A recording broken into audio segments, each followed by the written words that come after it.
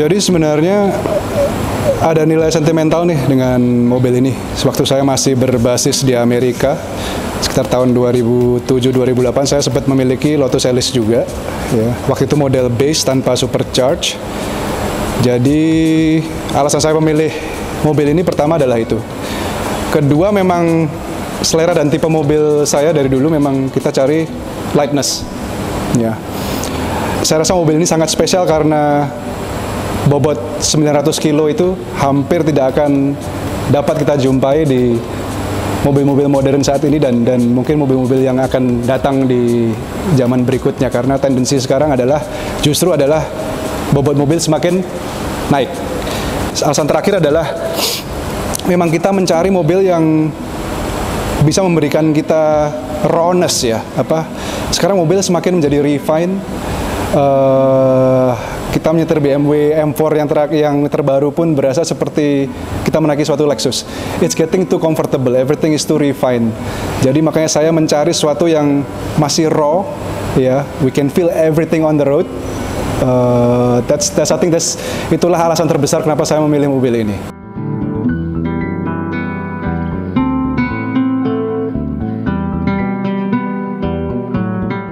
Kita membeli Lotus, kita sudah tahu bahwa salah satu keunggulan paling besar adalah handling, ya kan?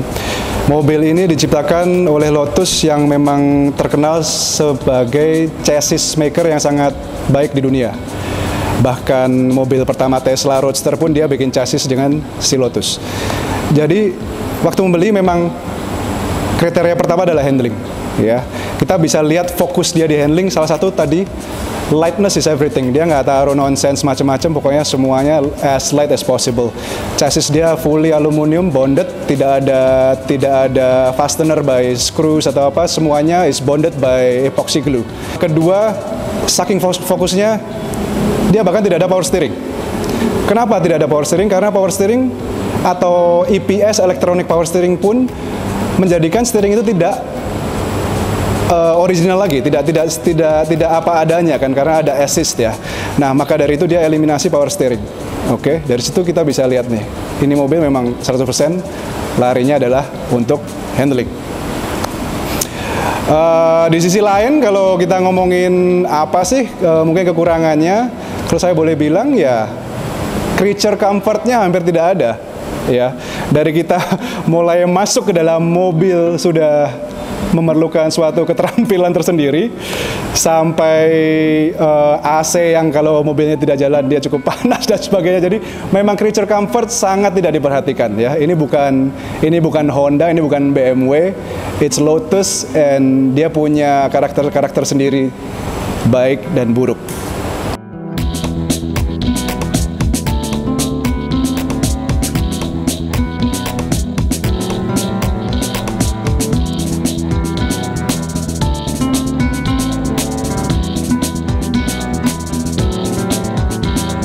Secara visual mobil ini saya sangat suka. Mungkin kalau saya ditanya visual apa favorit saya, mungkin adalah pandangan dari belakang ya. Diffuser dia dan naked look yang memang saya sengaja modif seperti itu. Jadi knalpot terlihat tanpa ada tertutup apa-apa. Itu adalah tampilan favorit saya dari sudut belakang. Tapi secara keseluruhan saya rasa mobil ini meskipun sangat kecil kalau disandingkan dengan mobil lain di sampingnya, dia sangat kecil, namun presence dia di road itu ada ya, dan justru terlihat sangat lebar sebetulnya kalau di jalanan ya. Banyak orang bilang eksotik, supercar eksotik tanpa harga supercar.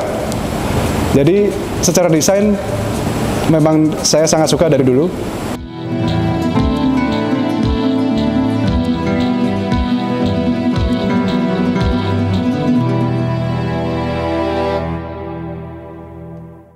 Oke, untuk modifikasi kita tahu mobilnya sendiri fokus di handling, jadi kita pertama-tama yang saya fokuskan adalah handlingnya ya. Beberapa hal kita bisa lakukan di handling, salah satunya pertama adalah mengurangi lagi bobot yang sudah sangat ringan. Jadi selalu saya dalam memilih modifikasi selalu kita lihat bobotnya berapa, apakah lebih berat, apakah lebih ringan daripada part yang di replace.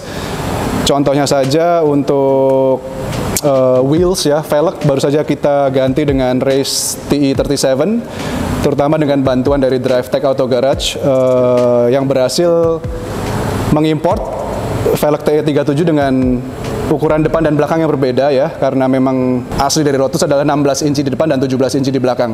Jadi kita berusaha follow formula apa yang sudah diberikan oleh engineeringnya dari sana.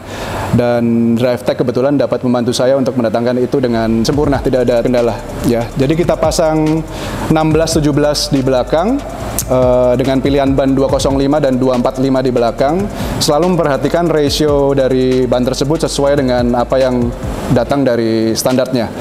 Lalu coilover kita juga coba, kali ini saya mencoba merek Nitron untuk coilover yang ini, merek dari British, so banyak sekali digunakan di Lotus, jadi kita coba Nitron untuk mobil ini. Lalu modifikasi yang mungkin salah satu paling penting buat saya adalah jok driver ya, karena buat saya jok asli terlalu lebar. Jadi kita ganti dengan jok merek Escalade dari Jepang. Lalu untuk shifter juga kita ganti shifter karena cukup sloppy ya, shifter yang bawaan. Kita udah terbiasa dengan shifter S2000, tidak ada yang bisa ngalahin shifter S2000, cuman at least we try to improve punya Lotus dengan something better. Lalu terakhir estetik kita berikan bukan cuma add-on aja ya, jadi ada side skirt, lip di depan dan diffuser di belakang. Kebetulan kita ambil dari Kepla, langsung dari Jepang, asli dari Jepang. Fitmentnya sangat perfect, tidak ada perlu modifikasi apa-apa. Jadi semua itu kalau saya boleh tutup, konklusinya adalah untuk saya modifikasi harus functional. Karena passion kita emang motorsport, mobil setelah kita modifikasi kita bawa ke Sentul, time di Sentul harus lebih baik daripada sebelum dimodifikasi. Dan pulang dari Sentul, mobil harus semuanya in one piece, safe and sound, kembali ke rumah.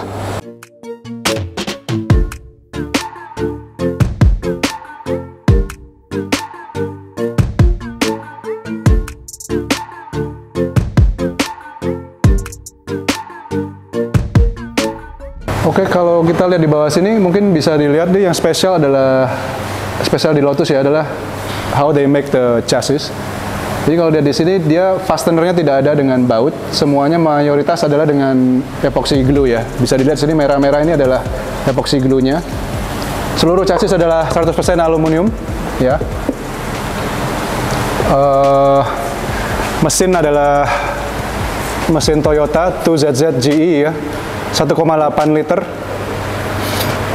dengan supercharger. Power sekarang 220 dari factory, kita nggak modif apa-apa dari segi mesin, biarkan standar. Lalu suspensi kita pasang Nitron. Lalu wheels ya, kita ngomongin wheels. Depan TE37 Sonic 16 inch dengan lebar 7. Terus yang belakang adalah 37V Anniversary Edition, 17 inch dengan lebar 8 inch. Lalu di belakang kita bisa lihat part-part dari Kepla ya, ini diffuser dari Kepla. Exhaust kita ambil dari Amerika, Inno Kinetic mereknya. Oke, udah itu semua.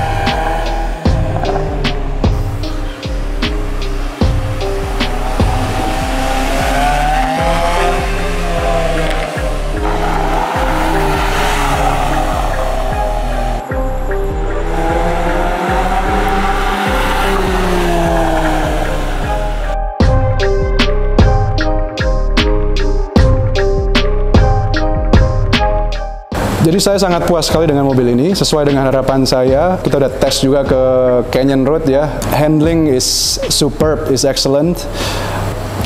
Mungkin saya bisa tutup dengan saying dari Colin Chapman. Colin Chapman adalah founder dari Lotus ya. If we add power, we only go faster in the straights. Ya, cuma di jalan lurus saja. But if we reduce weight, we go faster everywhere. Nah, itulah menjadi prinsip saya dalam memodifikasi semua mobil saya.